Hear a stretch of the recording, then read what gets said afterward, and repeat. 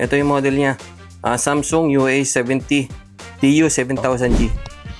Tapos mag-on ulit. Pag tinapik-tapik, yan.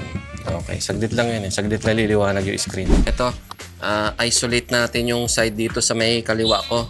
Tingnan natin kung anong mangyayari. Okay, tingnan natin yung isolation. Oy, lumabas yung picture. Nagkaroon siya ng picture, pero parang naka-grayscale. Mag-gray siya. Hindi siya kompleto. Pangit yung kulay. Tukoy na natin ng sira banda dito sa may kaliwa kong problema. So dito tayo magpo-focus sa kaliwa. Okay, nailagay na natin special isolation technique natin dito sa TV. Testingin muna natin mga 15 minutes. Pag 15 minutes, okay na siya. Ganun uli. Good na goods na. Lagi na. Ito na siya. Pwede na. Pwede na ulit. Another satisfied customer. Okay? Testing na muna ito. Sasara natin. Tapos paiinitin. Pag uminit na, goods pa rin siya. Okay na to.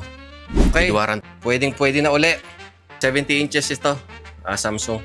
Pwede na. Ikabit na natin. Under warranty naman ito. Thank you. Kung may ganito po kayong sira ng TV o kahit ano pang sira ng TV, paki-PM nyo lang po ako sa messenger ko. Nagsiservice po ako around Metro Manila and nearby areas. At maraming salamat po kay Sir Patrick na Quezon City sa aming pinagkatiwala ang TV nyo. Mabuhay po kayo. God bless us all.